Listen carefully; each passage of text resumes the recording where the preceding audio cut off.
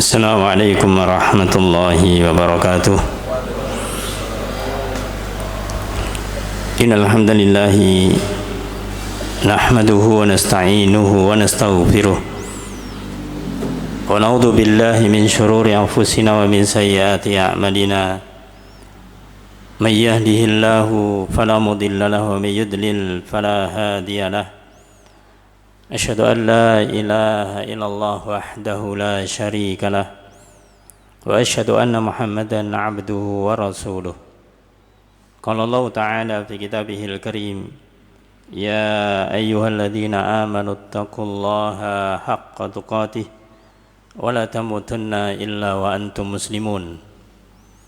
Amma ba'du, fa inna asdaqal hadits kitabullah wa khairal hadi Muhammadin sallallahu alaihi wasallam wa syarrul umuri muhdatsatuha wa kullu muhdatsatin bid'ah wa kullu bid'atin dhalalah wa kullu dhalalatin finnar.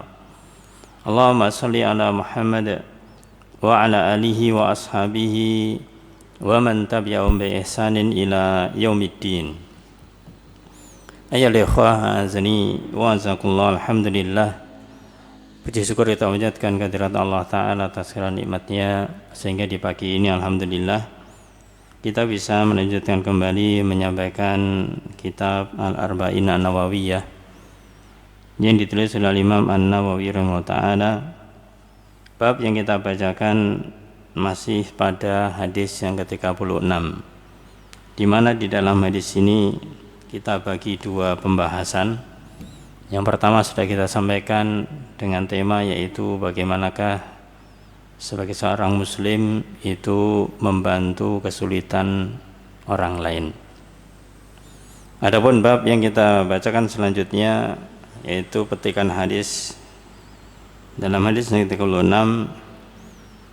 di mana Rasulullah SAW bersabda, yang diriwayatkan dari sahabat Abu Hurairah radhiyallahu anhu dalam hadis yang sahih riwayat Muslim dan yang lainnya.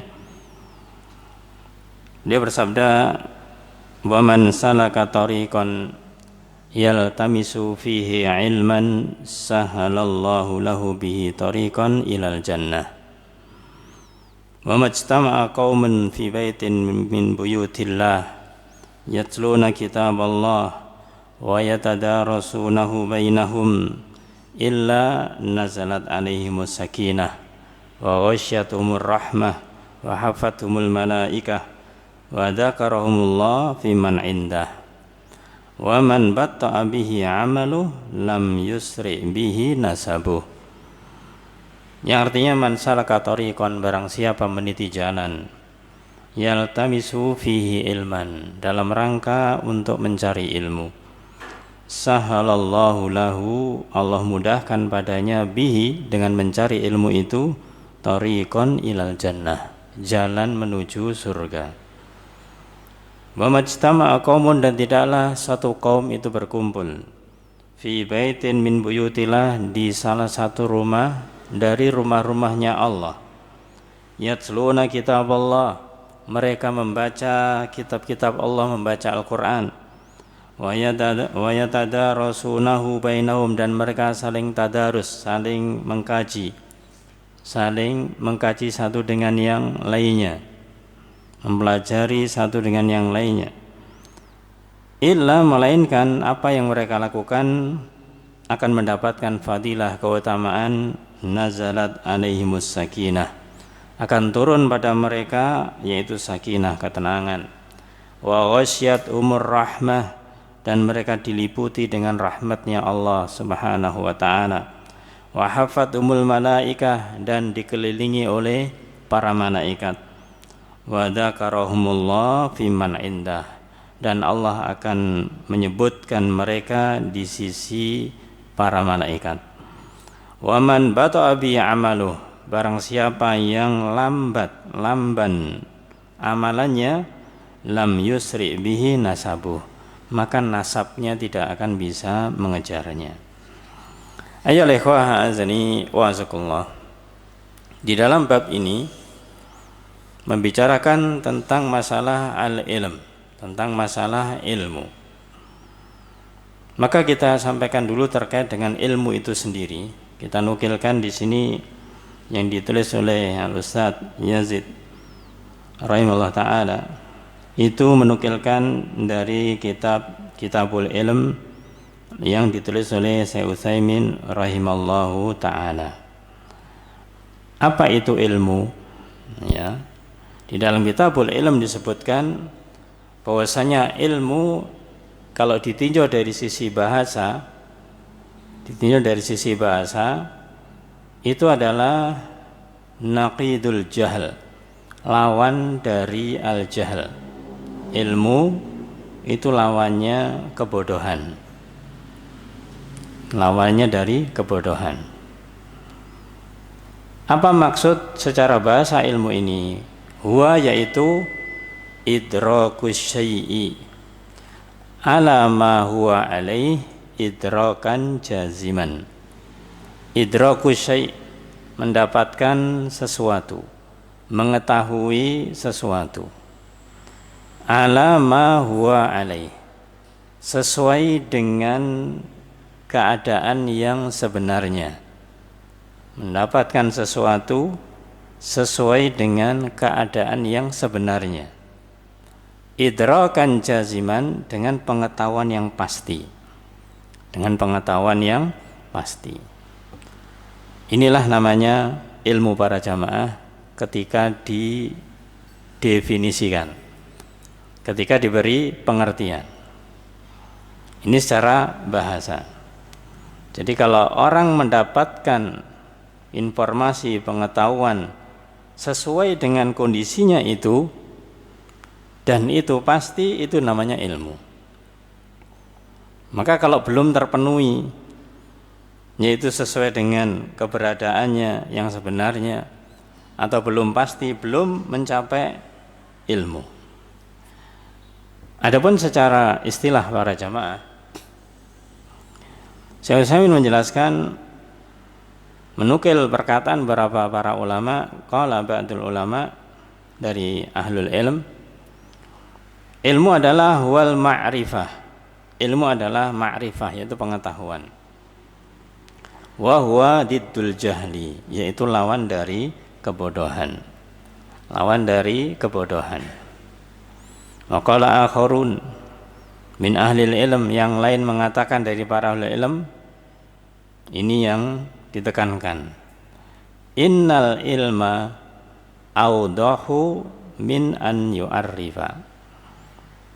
Ilmu itu awdaha, itu sudah lebih jelas dibandingkan dengan ditakrifkan, dibandingkan dengan diberi pengertian. Yang artinya apa? Artinya kalau kita mendengar kata ilmu, itu sudah paham, itu sudah jelas. Ketika diberi pengertian ilmu adalah ini, nanti kadang-kadang pengertiannya ini itu sebagian atau bagian dari ilmu itu. Jadi semakin diperpanjang pengertiannya, bisa jadi itu tidaklah membuat ilmu semakin jelas, tapi yang dijelaskan mungkin hanya bagian dari ilmu itu. Sehingga ketika mendengarkan ilmu, sebenarnya orang sudah paham apa itu ilmu. Nah, tapi di sini tadi dikatakan agar kita mengetahui, biasanya orang itu kan bertanya, apa sih maknanya ini, apa sih artinya itu. Maka namanya ilmu itu ketika seseorang mendapati sesuatu yang didapati sesuai dengan keadaan yang sebenarnya dan dalam keadaan yang pasti. Dalam keadaan yang pasti, itu baru namanya ilmu. Nah, Syekh Utsaimin juga menjelaskan tentang dalam kitab Syarah dari Al-Ushul Ats-Tsalatsah tentang masalah ilmu ini. Kenapa dikatakan ilmu itu adalah mengetahui sesuatu dengan keadaan yang sebenarnya, dengan pengetahuan yang pasti? Karena ada yang di bawahnya. Beliau menjelaskan ada 6 nama. Ya, yang pertama ilmu, ya. Kemudian yang kedua yaitu al-jahl. Jahl tadi lawan daripada ilmu. Jahl ini ada dua macam, yaitu al-jahlul basit wal jahlul murakkab. Ya. Ada jahl, kejahilan yang basit, yang ringan. Ada kejahilan yang murakkab, yang parah. Ya. Kejahilan ada yang ringan, ada yang parah. Kalau yang ringan bagaimana? Namanya orang jahil, orang yang tidak mengetahui. Dia tidak mengetahui sesuatu, ya, secara menyeluruh. Mungkin dia sedikit yang dia ketahui, yang tidak diketahui banyak. Yang tidak diketahui banyak. Ketika dia mengetahui sesuatu yang sedikit itu benar, ya. Tapi banyak yang tidak diketahuinya. Ini namanya jahlul basit. Masih dikatakan ringan karena apa? Ya karena memang tidak tahu. Beda dengan jahal murakkab, yaitu jahal kebodohan yang murakkab, yang parah, yang bertingkat-tingkat. Apa maksudnya jahal murakkab? Yaitu pengetahuan terhadap sesuatu, mengetahui sesuatu, tapi pengetahuan itu justru berlawanan dengan hakikat yang sebenarnya. Dia mengetahui sesuatu, tapi yang dia ketahui justru lawan dari hakikat yang sebenarnya. Hakikat yang sebenarnya. Ini namanya jahal murakkab. Dengan bahasa mudahnya, ketika ada satu hukum ini seharusnya wajib, dia malah mengatakan haram. Ya, ini wajib malah dikatakan haram, ini halal dikatakan haram. Ya, ini kebalik sudah, ilmunya sudah kebalik. Tapi dia mengatakan enggak ini, ya, katakanlah misalkan halal haram. Ini sesuatu yang jelas-jelas halal dia katakan haram. Sebaliknya kalau haram dikatakan halal. Ini sudah kebalik. Namanya jahal murakkab. Ya, orang yang demikian ini dikatakan jahal murakkab karena ilmunya terbalik. Merasa punya ilmu, tapi ternyata terbalik keilmuannya. Ayo ikhwah azaniyatullah. Ini lebih parah dibandingkan dengan yang sebelumnya, jahlul basit. Kalau boleh kita katakan orang yang jahlul basit adalah orang yang dia itu memang orang Islam, katakanlah orang Islam sejak lama atau katakanlah sejak kecil, tapi tidak pernah belajar, tidak belajar masalah ilmu. Kalau dia mengamalkan amalan agama, ya apa yang dia tahu dari orang tuanya, dari lingkungannya. Ketika ditanya kenapa lakukan ini, lah saya melihat ayah saya begitu, orang-orang mengerjakan itu. Tahu salah atau tidak? Ya tidak tahu, pokoknya saya ikut-ikutan. Dia mengerjakan apa yang dikerjakan oleh orang banyak. Salah benarnya dia tidak mengetahuinya, ya. Tapi ketika dia itu misalkan ditanya lebih detail, ya tidak bisa menjawab. Kenapa aku melakukan ini? Ya, saya cuma ikut-ikutan aja, nggak ngerti. Pokoknya orang-orang ini saya lakukan. Ini jahal. Tapi kalau orang jahal murakkab, ya dia melakukan kesalahan, ditanya, loh yang begini seharusnya ini yang benar, ya. Yang orang-orang itu nggak benar, yang saya yang benar. Nah ini kebalik. Namanya jahal murakkab. Bahasanya wis salah ngengkel. Ya sudah, dia salah dalam keilmuannya tapi membantah gitu. Ini jahal murakkab. Terus beliau juga menyebutkan ada 3 nama berikutnya, yaitu namanya al-wahm. Ya, ini sekedar pengetahuan bagi kita. Mungkin kita akan mendapati kondisi ini. Ada tingkatan ilmu namanya al-wahm, yaitu mengetahui sesuatu yang dimana yang dia ketahui itu arahnya atau pengetahuannya itu berlawanan seperti jahal murakkab, tapi tidak full, tidak menyeluruh, condong, ya betul, condong kepada pengetahuan yang salah. Dia mengetahui ilmu, dia mengetahui sesuatu, Tapi sesuatu yang diketahui itu ternyata condong kepada sesuatu yang berlawanan. Masih condong, ya, belum meyakininya. Kalau jahil murakkab meyakini bahwasanya menurut dia benar padahal itu salah. Ini orang yang waham, ya. Jadi condong kepada yang salah. Sebaliknya yaitu dzon. Ya, dzon itu perkiraan, persangkaan. Maka ini orang yang memiliki pengetahuan tapi dia itu condong ke arah yang benar, tapi belum 100%. Belum 100%. Jadi perkiraannya itu condong ke arah yang benar tapi belum 100%. Kalau 100% namanya ilmu. Ya. Adapun yang terakhir yaitu syak, yaitu ragu-ragu, bahasa kita mudahnya 50-50. Antara pengetahuan terhadap sesuatu yang benar dan yang salah itu imbang, ya, nggak ada kecondongan ke arah yang salah ataupun ke arah yang benar, itu adalah imbang. Maka ini semuanya adalah belum dikatakan ilmu, karena belum pasti, karena belum mendapatkan sesuatu yang pasti.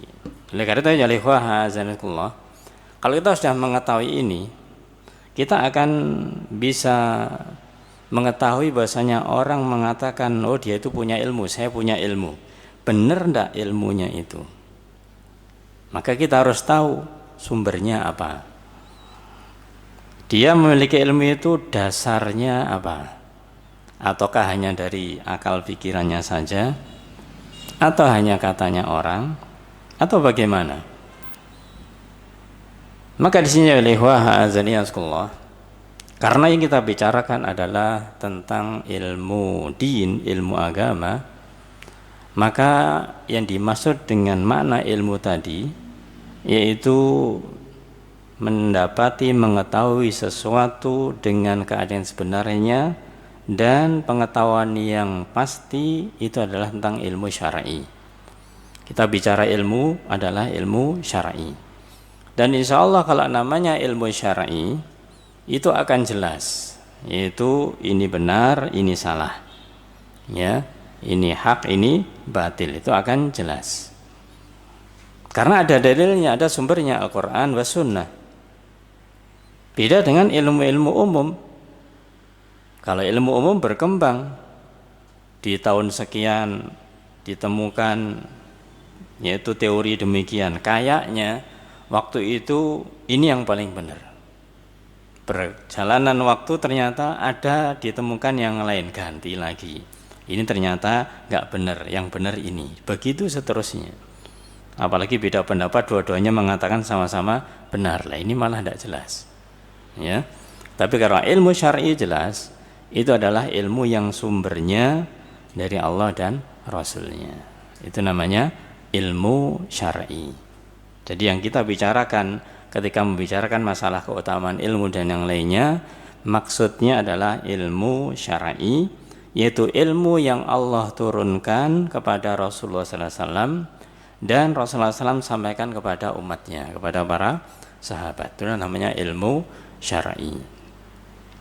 Ayyuhal ikhwah a'azani wa azakumullah. Kemudian disebutkan di dalam hadis Rasul sallallahu alaihi wasallam, di dalam hadis dari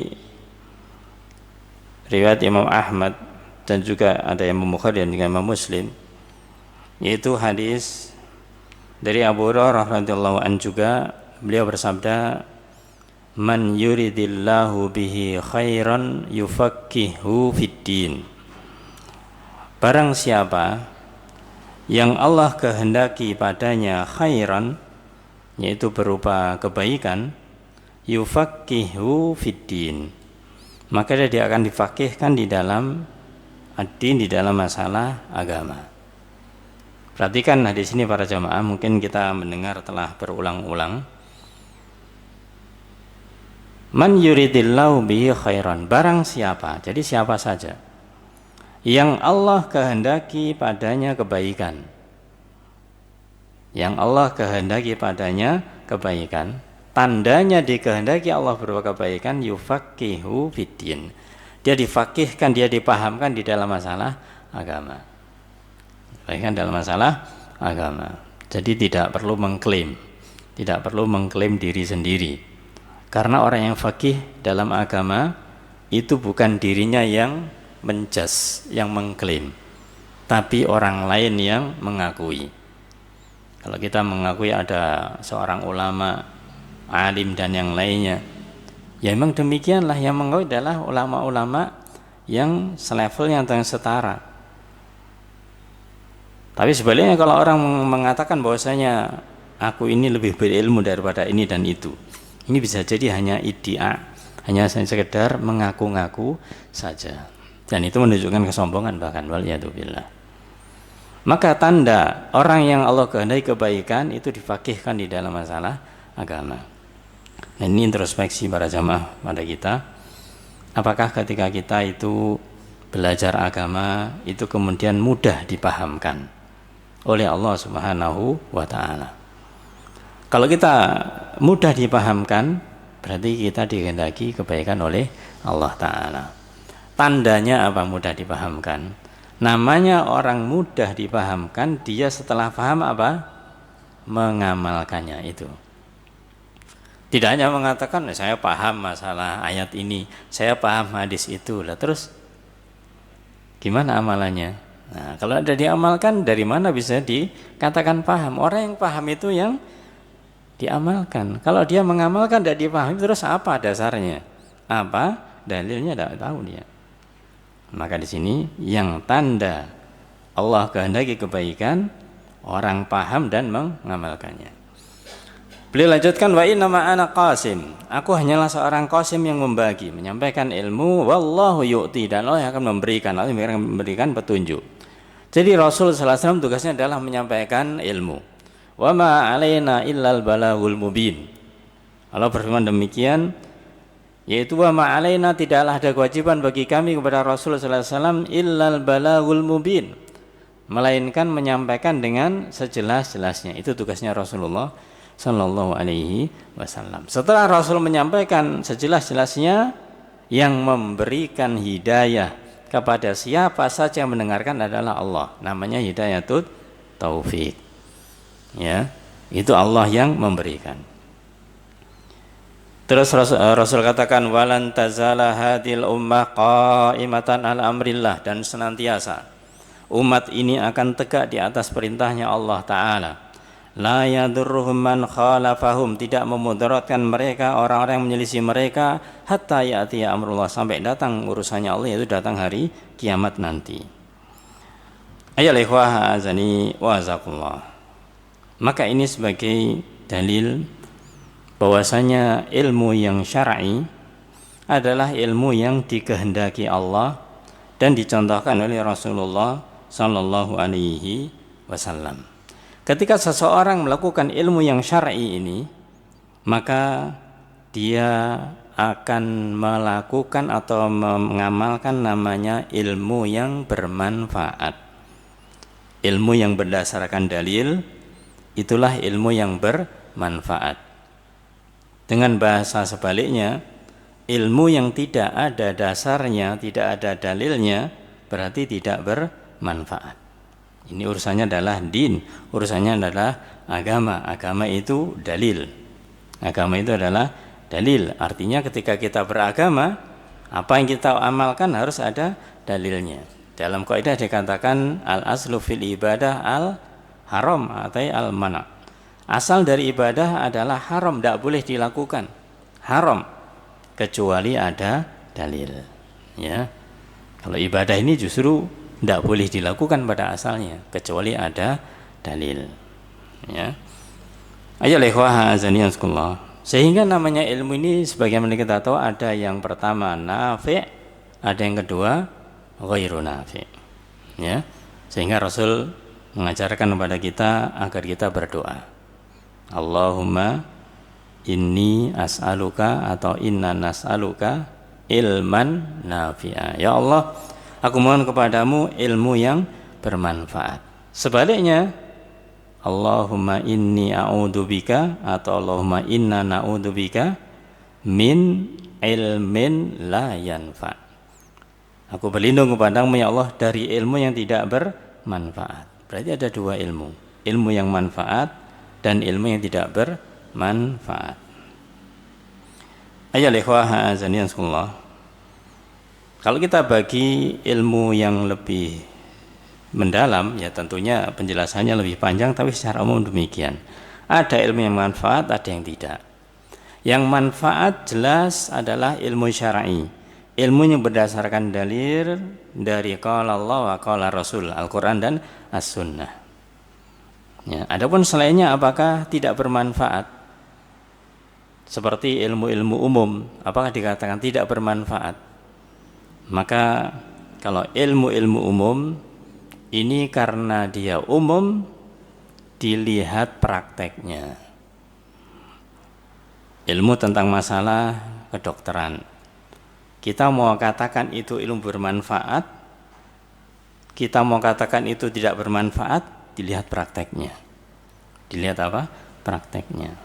Kita tidak langsung menjas, oh kedokteran itu penting, ya itu manfaat.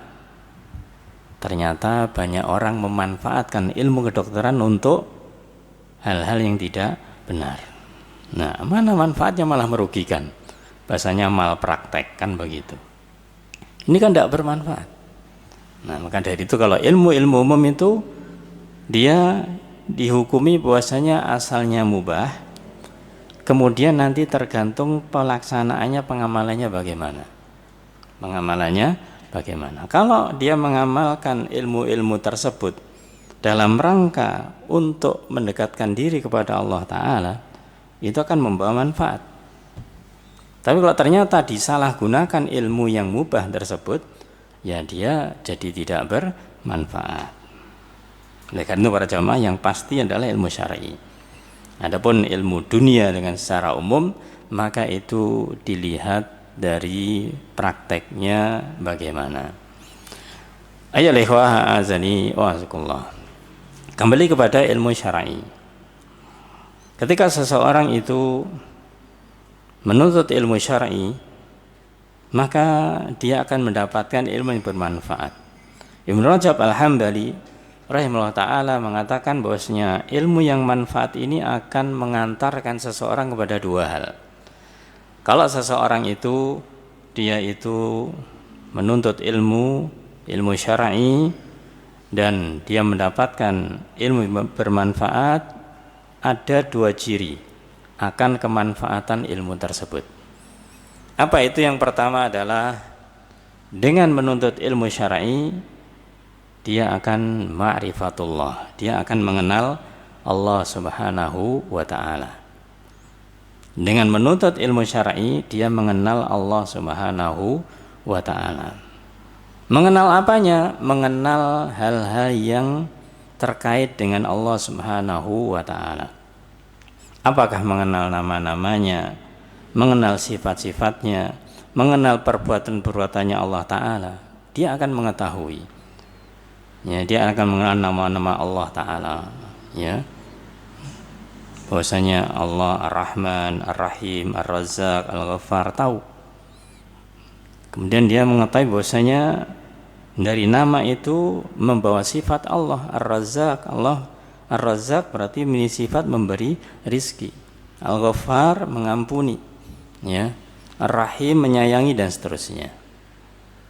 Ketika dia itu sudah mengenal nama dan sifat Allah, akhirnya tumbuhlah pada dirinya, pada jiwanya cinta kepada Allah Ta'ala. Tumbuhlah pada dirinya takut hanya kepada Allah Ta'ala. Tumbuhlah pada dirinya berharap hanya kepada Allah Ta'ala, bertawakal hanya kepada Allah Ta'ala, dan seterusnya. Ini ketika kita ma'rifatullah, mengenal Allah Ta'ala para jamaah, efeknya, dampaknya, hasilnya itu akan membuat kita itu dekat dengan Allah, yaitu kita cinta, takut, berharap, tawakal hanya kepada Allah Ta'ala.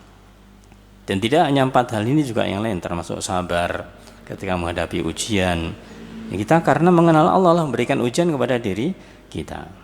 Nah, ini manfaat ketika kita mengetahui ilmu syar'i, dan adalah ilmu yang bermanfaat dengan mengenal Allah Ta'ala. Yang kedua, kita akan mengetahui apa saja hal-hal yang Allah ridhoi dan Allah cintai.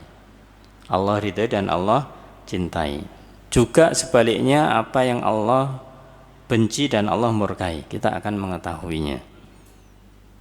Nah, di dalam definisi pengertian ibadah dikatakan oleh Syekhul Islam Ibnu Taimiyah, al-ibadah apa? Ismun jami'un likulli ma yuhibbuhullah wa yardah minal aqwal wal af'al adh-dhahirah wal batinah. Ibadah itu adalah ismun jami', nama yang meliputi, nama yang umum. Yang meliputi apa? Likulli ma yuhibbuhullah wa yardah. Semua apa yang Allah cintai dan Allah ridhoi. Baik itu perkataan, baik itu perbuatan, baik itu lahir maupun batin, itu namanya ibadah. Kalau kita sudah mengenal Allah Subhanahu wa Ta'ala, maka kita akan berusaha di dalam ucapan kita, dalam perbuatan kita, lahir kita, batin kita, mencari ridho dan kecintaan dari Allah Subhanahu wa Ta'ala. Itulah namanya ilmu yang bermanfaat. Sehingga ya ikhwah azani wa azakullah, dengan kita memiliki ilmu yang bermanfaat ini, itu nanti berdampak kepada apa? Berdampak kepada hati kita. Akan masuk menghujam ke dalam hati kita. Kalau sudah masuk ke dalam hati kita, muncullah sifat-sifat mulia. Khusyuk dalam beribadah, kita kemudian tunduk kepada Allah Ta'ala, dan berbagai macam amalan hati yang mulia. Jadi ini manfaat ketika kita mengetahui apa yang Allah cintai dan Allah ridhoi. Kalau sudah kita memiliki kekhusyuan kepada Allah Ta'ala, sudah jiwa ini merasa tenang karena kita dekat dengan Allah Ta'ala. Ketika Allah berikan nikmat, kita terus bersyukur kepada Allah Ta'ala. Ketika kita diberikan ujian, kekurangan rezeki, kekurangan sesuatu, kita sabar. Itu sudah membawa dalam kehidupan kita. Ayyuhal ikhwah azani wa azakumullah. Dikatakan oleh Ibnu Rajab pula, beliau mengatakan ilmu yang paling utama adalah ilmu tafsir. Juga penjelasan makna hadis-hadis Nabi dan pembahasan tentang masalah halal dan haram yang diriwayatkan oleh para sahabat, tabi dan tabi'ut tabi'in. Jadi beliau mengatakan tentang ilmu yang manfaat. Itu adalah ilmu yang dikatakan ilmu tafsir, berarti urusannya dengan Al-Quran. Yang kedua adalah penjelasan hadis Nabi, berarti dengan hadis-hadis Nabi, sunnah-sunnah Rasulullah SAW. Secara umum tentang halal, haram, yang sumbernya, yang meriwayatkannya sahabat, tabi'in, tabi'ut tabi'in, dan juga orang-orang yang setelahnya. Maka dikatakan oleh Imam Al-Auza'i rahimahullah ta'ala, dia mengatakan al-ilmu maja'an ashabi Muhammadin sallallahu alaihi wasallam. Ilmu itu adalah sesuatu yang datang dari sahabat Nabi. Ini para jamaah perlu kita jadikan keyakinan. Sekali lagi kita membicarakan tentang ilmu syar'i. Kalau bicara tentang ilmu syar'i, ilmu agama Islam, maka adalah ilmu yang datang dari sahabat Rasulullah SAW, ya, bukan dari selainnya. Ya, karena yang mengajarkan din agama adalah Rasulullah. Yang diajari siapa? Ya, para sahabat. Nah, kalau orang sekarang mengatakan ya, sahabat kan juga manusia, mereka kadang juga salah, buktinya mereka berselisih pendapat dengan yang lain. Iya, ya, memang itu manusia seperti itu.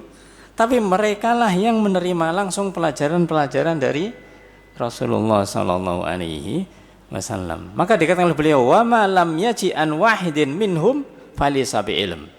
Maka beliau katakan yang tidak datang dari salah satu di antara mereka dari para sahabat, falaisa bi ilmin, maka itu bukanlah ilmu.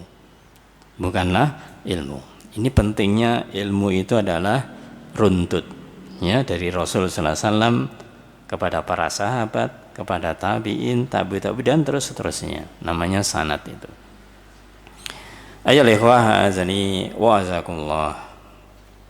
Kita sebutkan yaitu perkataan dari Imam Asy-Syafi'i rahimahullah taala di dalam kumpulan diwan, kumpulan syair-syair beliau. Beliau mengatakan tentang ilmu kullul ulumi siwal Qur'an masyghulatun. Semua ilmu-ilmu selain Al-Qur'an masyghulatun, itu akan menyibukkan.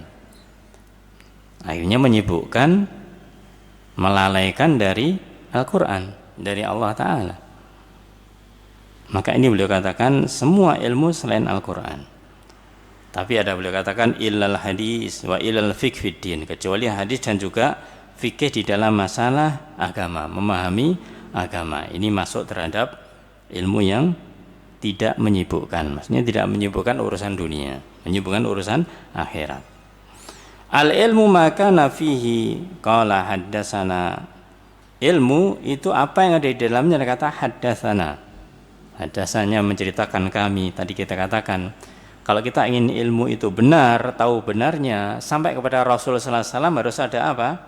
Jalurnya, sanadnya itu tadi. Ya. Jadi sampai Rasulullah harus melalui sahabat melalui tabi'in, melalui tabi'in sebelumnya dan seterusnya ke bawah. Ya. Wa masih wadaka waswasus syayatin. Adapun selain itu termasuk waswasnya syaitan, termasuk bisikannya syaitan. Ayo ikhwah azanullah, inilah sekelumit tentang masalah keilmuan, tentunya lebih luas dari masalah ini. Baik. Kita kembali kepada lafaz hadis, yaitu man salaka tariqan yaltamisu fihi ilman. Di sini ada kata salaka tariqan, meniti jalan. Barang siapa meniti jalan, yaitu dalam rangka menuntut ilmu.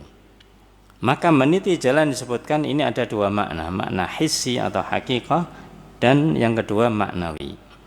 Jadi makna yang sebenarnya meniti jalan, ya jalan gitu.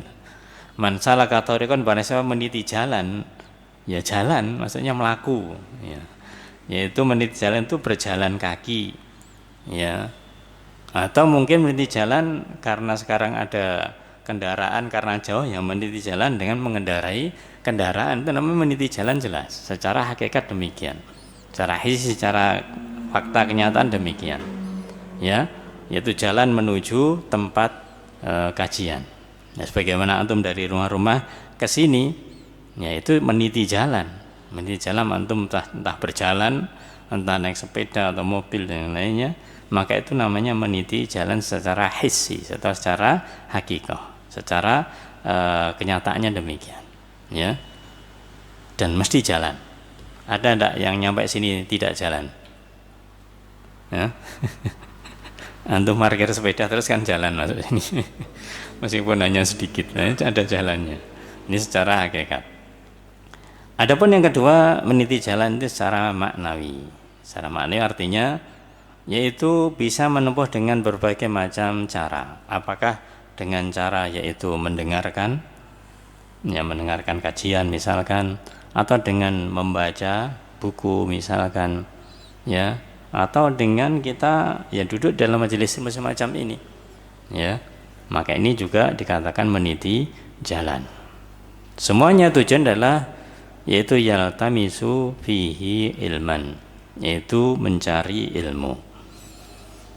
Maka dua macam ini sudah jelas para jamaah, ini merupakan motivasi, merupakan dorongan kepada kita agar kita itu tidak merasa payah, tidak merasa capek.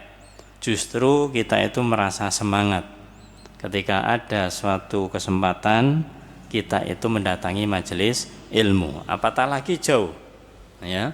Semakin jauh kita berjalan menuntut ilmu, maka pahala semakin besar. Harus ikhlas karena Allah Ta'ala tentunya, ya. Nah, karena itu inilah perjalanan yang bermanfaat, yaitu berjalan menuju majelis ilmu.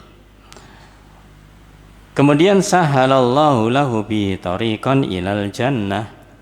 Ketika orang berjalan menuntut ilmu, Allah mudahkan dia menuju surganya Allah Subhanahu wa taala. Maka beliau juga menjelaskan di sini tentang yaitu Allah mudahkan jalan menuju surga. Ini juga ada dua makna. Kalau tadi menuju majelis ilmu, menujunya majelis ilmu juga dua makna, berjalan tadi itu. Sekarang Allah mudahkan menuju surga juga dua makna. Makna yang pertama adalah Allah mudahkan memasuki surga bagi orang yang menuntut ilmu yang benar-benar tujuannya lillah. Ya, benar tujuannya karena Allah, mencari wajahnya Allah Subhanahu wa ta'ala. Jadi yang dipelajari ilmu syar'i, ilmu-ilmu yang syar'i. Jadi dia ketika melakukan kegiatan atau aktivitas menuntut ilmu, Allah mudahkan ke surga apa? Karena dia mencari ridhonya Allah. Ridhonya Allah ada di surga. Artinya yang nanti orang-orang yang Allah ridhoi di dunia, ketika di akhir zaman Allah tempatkan di surganya. Adapun yang kedua, Allah akan memudahkan baginya jalan surga pada hari kiamat ketika melewati sirat. Melewati sirat. Maka sebelum masuk jannah, ya, sebelum masuk surga atau neraka itu ada namanya sirat. Ada namanya jembatan. Ya, siapa yang bisa melewati sirat akan masuk surga. Siapa yang gagal, dia mencicipi neraka terlebih dahulu. Waliyadzubillah. Maka seorang muslim, seorang mukmin, ketika dia itu gagal untuk melewati sirat, maka dia akan digantol oleh kalalib, oleh pengait-pengait karena masih memiliki dosa tanggungan yang belum selesai. Akhirnya dia masuk ke neraka dulu, kemudian dihadap di neraka sesuai dengan kadar dosa yang dia miliki, tidak langsung masuk surga. Ya, maka ini ada sirat. Maka siapa yang dia itu ingin masuk surga secara mudah, maka diantaranya dengan menuntut ilmu ini. Maka ini dikatakan dengan bahasa mudahnya jalan pintas menuju surga adalah talabul ilm. Ya, jalan pintas menuju surga adalah talabul ilm. Ini yang paling mudah, jalan pintasnya. Kita tidak mengatakan jalan tol. Kalau jalan tol malah pemanjangan. Kalau jalan pintas kan biasanya jalan terobosan, jalan yang pendek. Ya, ini adalah talabul ilm. Karena dengan talabul ilm kita tahu apa saja yang bisa mengantarkan ke surga. Ini boleh, ini tidak boleh, ini harus dilakukan, ini harus ditinggalkan. Ya, kita tahu sehingga kita ngerti dan bisa menuju surganya Allah Ta'ala. Semoga Allah mudahkan kita untuk bisa masuk surganya Allah Subhanahu wa ta'ala. Amin ya rabbal alamin. Ayyuhal ikhwah azani wa azakumullah. Kemudian dijelaskan di sini tentang nukilan ayat Allah dalam surat Al-Qamar ayat ke-17. Ini terkait dengan yang sebelumnya, yaitu dimudahkan menuju surga. Allah firmankan, walaqad yassarnal qur'ana lidzikri fahal mim muddakir. Walaqad yassarnal qur'an, dan sungguh kami telah mudahkan Al-Qur'an lidzikri, untuk peringatan. Fahal mim muddakir, maka adakah orang yang mau mengambil pelajaran? Di antara ulama salaf menyebutkan atau menafsirkan ayat ini, beliau mengatakan, yaitu adakah penuntut ilmu kemudian ia dibantu dalam mencarinya? Adakah penuntut ilmu dia dibantu di dalam mencarinya? Maka boleh katakan bisa jadi yang dimaksud oleh Rasul sallallahu alaihi wasallam, Allah memberikan kemudahan bagi penuntut ilmu jika ia menuntutnya karena ingin mendapatkan wajah Allah. Jadi niatnya betul-betul apa? Ikhlas. Niatnya betul-betul ikhlas karena Ta'ala. Niatnya ikhlas, kemudian ketika menuntut ilmu berusaha mengambil manfaat darinya, bukan mencari-cari kesalahan. Kadang-kadang para jamaah, orang itu di suatu kajian, ketika dia itu niatnya tidak ikhlas, apalagi dia datang kajian karena pengen mengetahui ustadz tersebut nanti kira-kira gimana penyampaiannya, pikirannya pokoknya sudah negatif. Ketika disampaikannya benar, lalu berlalu saja pada dirinya. Tapi ketika ustadznya salah menyampaikan, ya langsung jadi catatan bagi dia. Loh, ustadznya salah. Oh, bacanya enggak benar. Oh ini ya, itu jadi catatan dia. Ini jelas dia tidak ikhlas, mencari-cari kesalahan. Ini tidaklah bisa mengantarkan dia ke surga meskipun dia duduk di majelis ilm. Maka di sini yang pertama harus ikhlas, kemudian berusaha mengambil manfaat dari majelis ilm tersebut. Dan setelah mengambil manfaat, memahami, dia mengamalkannya, ya, mengamalkannya. Sehingga ketika dia beramal ini yang menjadi sebab seseorang itu bisa masuk surganya Allah Ta'ala. Kita sudah pernah mengingatkan atau diingatkan yang lain para jamaah, orang masuk surga itu karena apa? Karena amal? Ya, bukan karena amal, tapi karena rahmat atau ridho dari Allah Subhanahu wa Ta'ala. Namun tidak akan seseorang itu mendapatkan ridho atau rahmatnya Allah Ta'ala kecuali melakukan amalan.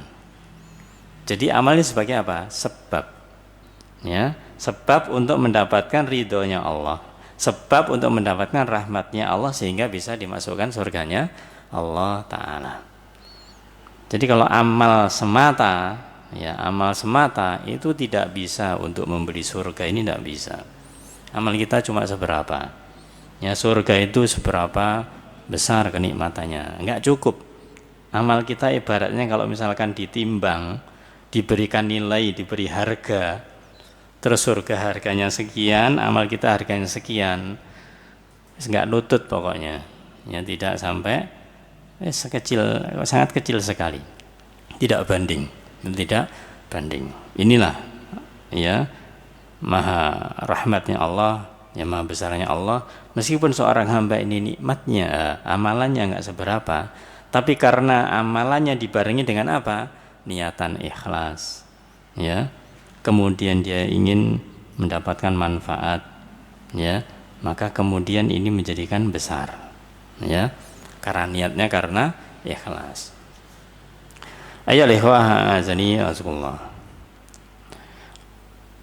Ketika seseorang itu dimudahkan Allah Ta'ala untuk bisa menuntut ilmu, akhirnya bisa mengantarkan ke jalan menuju surga, ini bisa dalam bentuk yaitu berkelanjutan. Allah firmankan dalam surat Maryam ayat 76, wa yazidullahu alladhina tadau huda. Wa yazidullah, dan Allah menambahkan, yazidullah, Allah menambahkan alladzina, orang-orang yang ihtadau, itu orang-orang yang mereka itu mencari petunjuk. Hudan, Allah tambahkan petunjuk. Jadi Allah menambahkan petunjuk kepada mereka yang sebelumnya sudah mencari dan mendapatkan petunjuk. Artinya apa? Artinya kalau kita itu sudah mendapatkan satu petunjuk, Allah mudahkan untuk mendapatkan petunjuk yang lainnya, ya. Mendapatkan petunjuk yang lainnya, dapat lagi petunjuk yang lainnya, yaitu berangkai demikian, ya. Dengan bahasa lainnya, ketika kita itu mempelajari satu ilmu yang ini, maka kita akan mengetahui, oh berarti yang ini kita belum tahu, kita belajar, akhirnya tahu. Kita belajar, akhirnya tahu. Begitulah para jamaah, ya. Orang itu semakin mempelajari ilmu, memang secara secara kuantitas, ya, secara persentase katakanlah, dia kayaknya semakin belajar semakin sering. Tapi semakin dia belajar, ternyata ilmu yang diketahui itu semakin sedikit karena masih banyak yang belum diketahui. Maka dari itu kita jangan merasa sombong. Sudah ngaji sekian tahun. Saya tuh ngaji sejak SMA atau sejak kuliah. Karena memang baru mendapat hidayah kuliah, misalkan demikian.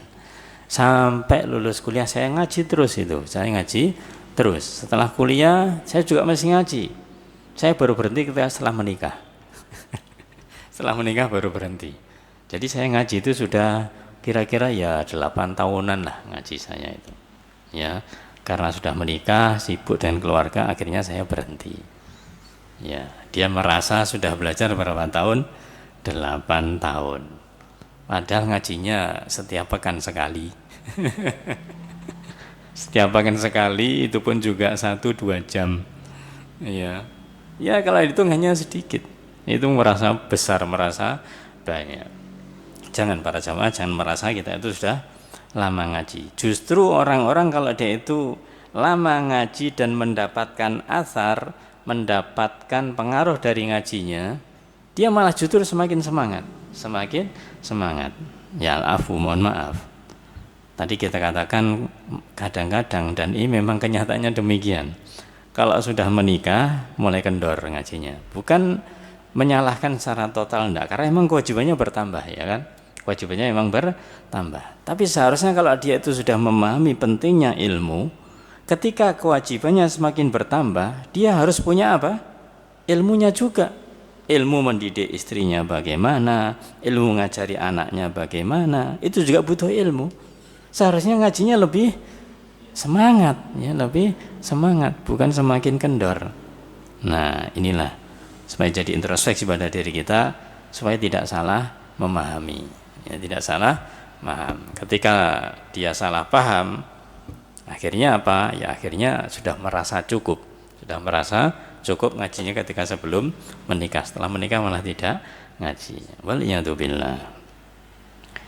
Alhamdulillah sekarang ini banyak orang yang mereka justru tersadarkan ketika mereka itu setelah menikah, kemudian setelah banyak masalah, akhirnya sumpek, akhirnya ngaji.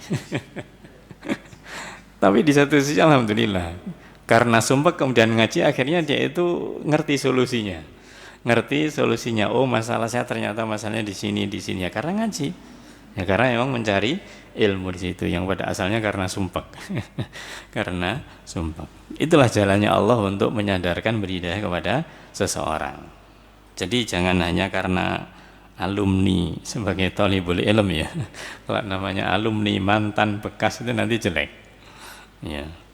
Alumni yang baik jadi kan jelek kan begitu. Waliyadzubillah. Ayo ikhwah azani wasakullah. Kemudian terkait dengan masalah tadi, bahwasanya yang namanya ilmu, ketika kita semakin belajar maka kita akan semakin menambah ilmu, semakin bertambah ilmu kita. Kita belajar ini ternyata ada yang belum kita ketahui, maka kita belajar dan begitu seterusnya. Nah, ketika kita semakin banyak mengetahui ilmu inilah, pada akhirnya kita itu akan mengetahui bagaimanakah jalan-jalan menuju surganya Allah Subhanahu wa ta'ala. Ayyuhal ikhwah azani wa azakullah.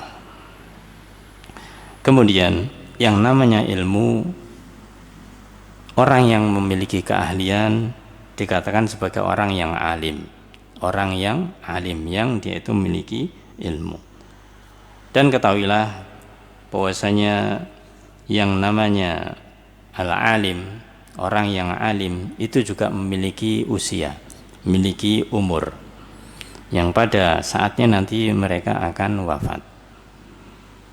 Dan yang dipastikan, kalau ada seorang yang alim, ahlul ilm, dia wafat, tentu wafat bersama keilmuannya, ilmu yang dimilikinya. Dan yang mayoritas pula, ketika ada seorang yang alim itu wafat, maka ilmu yang dimilikinya itu belum sempat tersebarkan seluruhnya. Ya, ini yang terjadi memang demikian. Sehingga kalau kita melihat kualitas keilmuan mulai zaman Rasul sallallahu alaihi wasallam sampai sekarang, ini secara kualitas semakin lama semakin berkurang. Mungkin secara kuantitas semakin banyak. Ya, jumlahnya kaum muslimin semakin banyak, tapi kualitasnya semakin berkurang. Ya, karena apa? Semakin berkurang ahlul ilm ini. Ya, itulah cara Allah Taala untuk mengambil ilmu secara pelan-pelan. Maka mungkin kita pernah mendengar Rasul bersabda di dalam hadisnya, yaitu hadis dari Imam Bukhari dan juga Imam Muslim, yang sebenarnya dari yaitu Abdullah bin Amr bin As. Beliau bersabda, innallaha la yaqbidul ilma intiza'an yantazi'u minal ibad. Sesungguhnya Allah Ta'ala itu tidak mencabut ilmu dengan satu kali cabutan, tahu-tahu hilang. Orang tadinya punya ilmu tahu-tahu bodoh, enggak.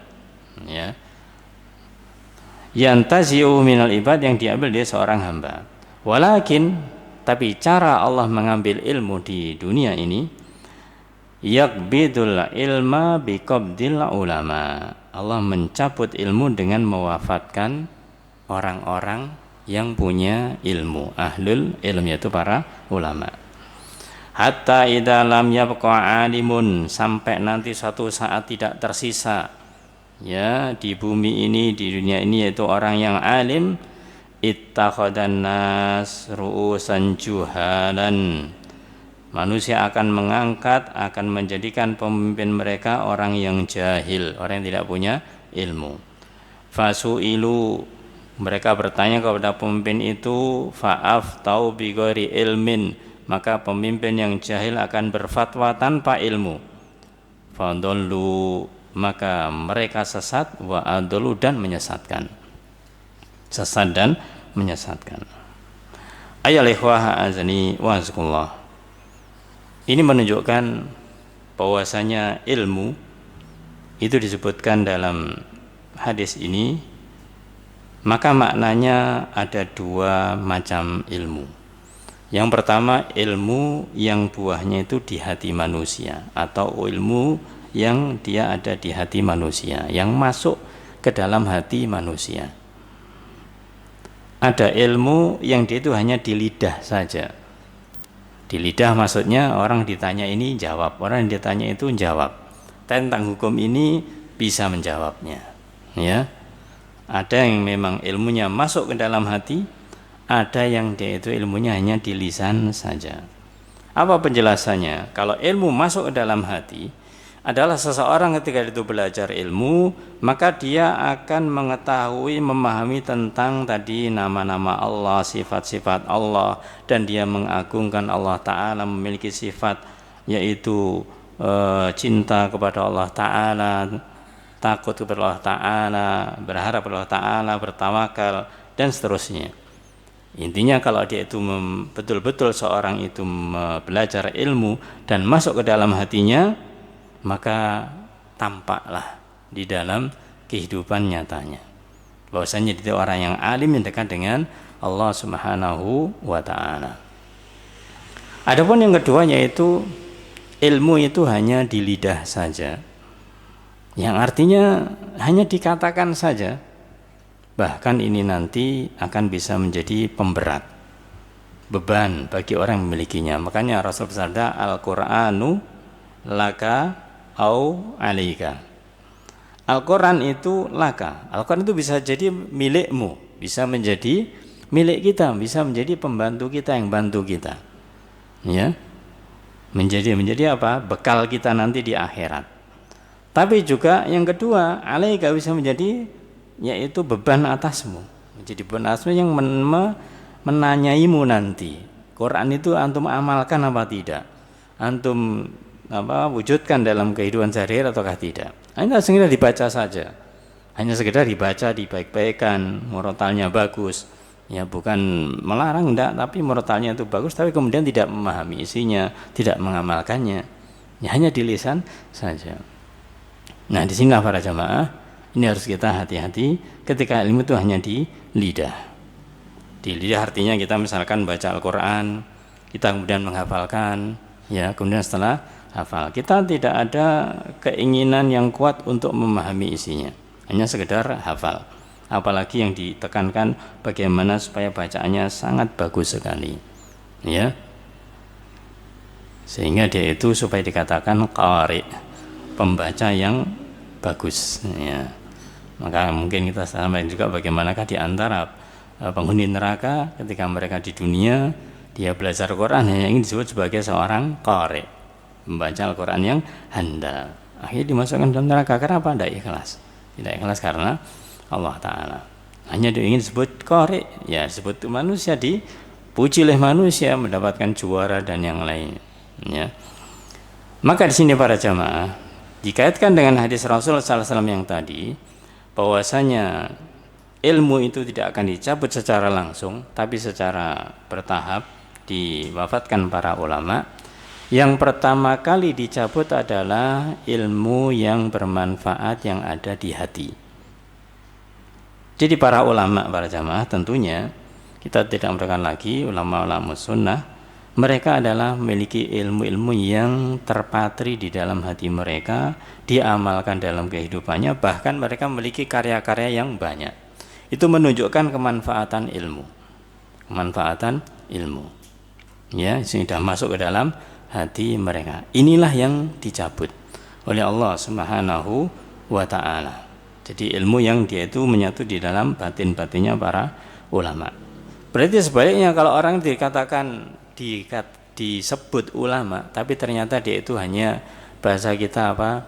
Orator, ya. Yaitu pandai untuk pidato. Ya, pandai untuk pidato. Waduh, kalau pidato itu Masya Allah. Bahkan pidatonya bisa membuat orang menangis. Ya, di zamannya Imam Ahmad, ya, ada seorang dikatakan orang yang alim saat itu, ya, maka ini ketika dia memberikan ceramah, siapa namanya, Hasan al-Muhasibi atau siapa, Allah alam, ya, lupa, Hasan al-Muhasibi mungkin, itu ketika memberikan ceramah itu jamaahnya itu bahasanya apa, terhipnotis, kasaran begitu. Ya, ketika disebutkan tentang masalah ini, masalah itu, sudah dengan seksama menyimaknya, bahkan menangis jamaahnya itu. Imam Ahmad satu saat ini ingin membuktikan. Beliau datang tapi tidak di majelis, tapi ibaratnya di balik tembok begini, tidak kelihatan. Ya. Dan memang begitu, yang disampaikan itu masalah menyentuh hati. Tapi yang dikatakan oleh beliau, orang ini adalah orang yang tidak bisa diambil ilmunya, ya, orang yang tidak bisa diambil di ilmunya. Karena apa? Ya karena yang dia sampaikan itu hanya di lisan saja, hanya sampai di lisan saja, artinya begini dan begitu. Wallahu alam, ketika beliau menyampaikan itu karena memang ada hal-hal di dalamnya tidak sesuai dengan syariat, yang Imam Ahmad tentunya lebih mengetahui akan hal ini. Maka dari itu para jamaah, orang yang dia itu orator, orang itu pandai berpidato dan yang lainnya, itu sebenarnya suatu kelebihan bagi seseorang. Kalau itu digunakan di dalam tempat yang pas akan banyak manfaatnya. Tapi ketika disalahgunakan, ya sudah, itu biasanya orang-orang hanya mencari panggung saja, mencari bagian yang ada di dunia saja ini. Waliyadzubillah.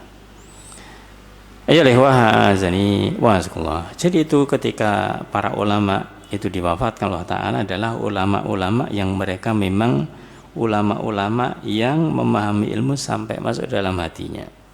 Itu yang diambil terlebih dahulu, sehingga tersisa adalah hanya orang yang disebut ulama padahal sejatinya bukan ulama, pintar ngomong dan yang lainnya.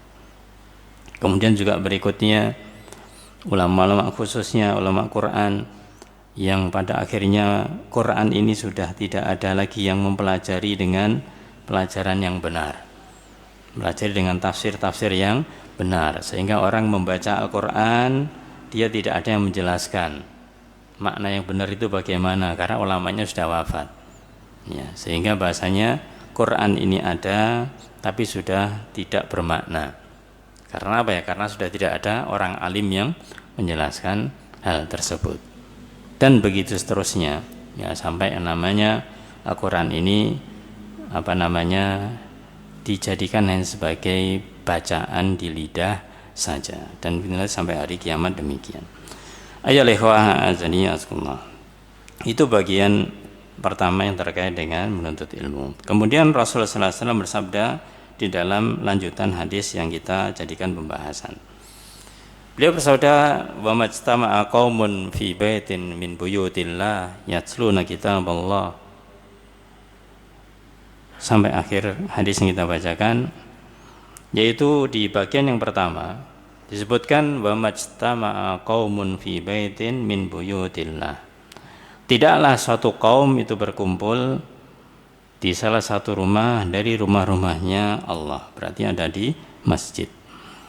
Yatsluna kitab Allah, membaca kitab Allah, membaca Al-Quran, membaca Al-Quran. Nah, ini secara dohir lafadz hadis bahwasanya orang itu ada di masjid kemudian mereka membaca Al-Qur'an. Kemudian disebutkan wa yatadarasunahu bainahum, dan mereka juga tidak hanya membaca tapi mengkaji, mempelajari di antara mereka. Berarti ada yaitu kajian kalau bahasa kita. Ada yang memahami tentang ilmu Al-Qur'an, kemudian ada yang belajar. Ya, jadi ada kondisi-kondisi yang pertama membaca saja. Ada kondisi lain kemudian yaitu mempelajari tentang Al-Qur'an. Apakah itu tentang masalah tajwidnya atau masalah tafsirnya, tentang masalah Al-Qur'an ini. Dan itu ada di dalam masjid. Maka di sini dikhususkan ada di dalam masjid, yaitu belajar Al-Qur'an di dalam masjid. Ya, karena memang di antara kebaikan seseorang ketika memiliki ilmu Quran, dia mengajarkannya. Maka Rasulullah bersabda, khairukum man ta'allamal Quran wa 'allamahu. Sebaik-baik di antara kalian adalah orang yang ta'allamal Quran, yang belajar Al-Quran. Wa 'allamahu, dan mengajarkannya. Enggak mungkin mengajarkan Al-Quran kecuali belajar dulu. Jadi belajar terlebih dahulu. Maka orang-orang yang mereka memiliki ilmu Al-Quran ini adalah orang-orang yang mulia. Ya, karena dia itu sebelumnya mempelajari Al-Quran, kemudian dia mengajarkan Al-Quran tersebut. Ayyuhal azani wa azakumullah. Di dalam hadis ini secara khusus disebutkan bahwasanya mereka mempelajari Al-Quran itu di masjid-masjid. Meskipun ini adalah bukan batasan. Bukan batasan artinya kita kalau belajar Al-Quran ya silakan di berbagai tempat manapun silakan. Tapi di sini menunjukkan keutamaan dari masjid. Keutamaan dari masjid ketika dimungkinkan bisa dilakukan di masjid, memang itulah tempatnya orang-orang Muslim, masjid tersebut. Sehingga masjid ini sebenarnya kan pusat kegiatan. Nah, bahasa kita kan begitu. Ya, pusat kegiatan. Nah, jangan kemudian dijadikan pusat kegiatan macam-macam sementara kajian Qur'annya tidak ada. Ya, ini malah aneh. Ya, kegiatan ini, kegiatan itu banyak, tapi kegiatan Qur'annya tidak ada. Ya, tidak ada pembahasan tentang masalah tafsir Al-Qur'an, tidak ada. Ya, ini malah aneh. Padahal dalam hadis dikatakan yaitu selain membaca juga mempelajari Al-Qur'an. Pelajari Al-Qur'an. Maka dari situ para jamaah, ketika seseorang belajar Al-Qur'an, maka ketika memungkinkan itu ada di suatu masjid, maka itu lebih mulia tentunya untuk dilakukan di sana. Nah, terkait kemudian dengan membaca Al-Qur'an, maka di dalam lafadz ini ketika disebutkan wa tadarasunahu bainahum, antara mereka, ini juga membaca Al-Qur'an itu tidak harus yaitu membaca sendiri, tapi boleh minta seseorang untuk membacanya meskipun yang mau minta ini lebih mengetahui. Ya, Rasul sallallahu alaihi wasallam pernah minta kepada Ibnu Mas'ud agar membacakan Al-Qur'an, padahal Al-Qur'an turun kepada Rasulullah sallallahu alaihi wasallam, tapi beliau meminta Ibnu Mas'ud untuk membacanya. Kenapa? Maka beliau bersabda, inni uhibbu an asma'ahu min ghairi. Ya, aku senang ketika mendengarkan Al-Qur'an dari selainku. Jadi ini pelajaran diambil para jamaah. Ibaratnya kalau misalkan ada seorang yang sudah alim dalam masalah Al-Qur'an, maka dia meminta kepada santrinya untuk membacakan Quran padanya. Ya, sambil mungkin mengoreksi. Apatah lagi ketika sebagai orang tua, ya, dengan anak yang baru tumbuh, maka ajari mereka Al-Qur'an dan dampingi mereka. Dan nanti suatu saat minta mereka untuk membacakan Al-Qur'an. Sehingga ketika kita mendengarkan kalau ada yang salah kita bisa mengoreksinya. Nah, ayyuhal ikhwah azani wa azakumullah. Jadi di dalam hal ini disebutkan di kalangan para sahabat itu juga sudah terbiasa ketika dalam majelis-majelis itu mereka meminta salah seorang untuk membaca Al-Qur'an, yang lainnya mendengarkan. Dan ini menunjukkan bahwasanya ketika Allah berfirman fa idza quri'al Qur'an fastami'ulah Kalau dibacakan Al-Quran maka dengarkanlah. Maka ini menunjukkan bahwasanya ketika ada dalam suatu kondisi kita menginginkan, yaitu kondisi ada orang yang baca Al-Quran, yang lainnya mendengarkan. Artinya misalkan ada suatu kegiatan, ya, maka ketika ada kegiatan itu hendaklah ketika ada baca Quran yang lainnya mendengarkan sambil mengoreksi. Atau kalau memang tidak dalam kondisi tertentu, membaca Quran sendiri-sendiri juga boleh. Dan ini pada asalnya. Pada asalnya adalah membaca itu sendiri-sendiri. Cuma masalahnya kalau sendiri-sendiri nanti ketika salah kan tidak ada yang bisa mengoreksi begitu. Ya, tapi ketika sudah tahu, ya alhamdulillah itu bisa berjalan lagi. Ayyuhal ikhwah azani wa azakumullah. Maka dari sini disebutkan kalau seseorang itu sedang membaca Al-Quran ataupun dia itu sedang belajar Al-Quran, maka ketika dia itu membaca Al-Quran boleh bergantian satu dengan yang lain. Ya, bergantiannya yang lainnya nyimak, yang lainnya adalah menyimak. Itu dalam rangka yaitu tadarus, yaitu belajar. Atau kondisinya dalam membaca Quran sendiri-sendiri tanpa tadarus, itu juga dibolehkan. Yang tidak ada contohnya adalah dibaca bareng-bareng. Nah, dibaca bareng-bareng. Monggo para jamaah kita baca sekarang yaitu surat Yasin, ya. Kemudian baca bareng. Ketika baca bareng nggak ada yang ngoreksi. Yang benar, yang salah nggak tahu siapa. Ya, ini nggak ada contohnya demikian. Ya, baca surat Al-Baqarah, ya capek sudah. Ini surat-suratnya itu aja. Maka kalau bareng-bareng begitu itu nanti tidak ada yang ngoreksi. Tapi kalau sendiri-sendiri boleh, ya. Karena kita mungkin mengetahui kapasitas kita ketika kita baca Quran, kita baca tentunya ketika sendiri ya semampu kita. Jadi pada asalnya di sini ketika kita baca Quran tidak secara bareng-bareng dalam arti bareng satu bacaan semuanya baca itu, ya, maka tidak seperti itu. Kalau misalkan tidak bareng, ketika bareng tapi sendiri-sendiri, ada yang di sini ada di sana, itu tidak ada masalah. Ayyuhal ikhwah azani wa azakumullah. Ada sebuah riwayat tentang keutamaannya duduk-duduk di masjid kemudian membaca Al-Quran. Di antaranya adalah sebutkan di dalam riwayat Muawiyah bahwa Rasul sallallahu alaihi wasallam pernah keluar ke salah satu halaqah sahabat. Jadi biasa di masjid itu para jamaah, para sahabat itu bentuk yaitu halaqah, yaitu beberapa orang berkumpul. Kemudian Rasul bertanya, kenapa ini kok membuat halaqah? Apa yang membuat kalian duduk di sini? Maka kemudian mereka menjawab, kami duduk untuk zikrullah, untuk memuji, untuk berzikir kepada Allah dan memujinya. Karena Allah telah memberikan petunjuk kepada kita Islam dan menganugerahkan kita nikmat yang banyak. Benar Rasul mempertegas lagi, ya.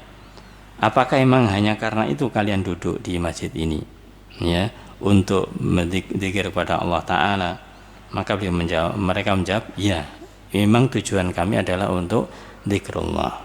Di antaranya zikir adalah membaca Al-Quran, karena Al-Quran adalah sebaik-baik zikir, yaitu bacaan Al-Quran. Ketika Rasulullah sudah memastikan bahwasanya mereka duduk di situ untuk zikrullah, tadi kita katakan zikirnya juga tidak bareng-bareng, ya. Maka Rasul mengatakan, amma inni lam astahlifkum tuhmatan lakum. Sesungguhnya aku tidak meminta kalian untuk bersumpah karena menuduh kalian. Artinya ketika Rasul bertanya tadi itu tidak menuduh itu begini dan begitu.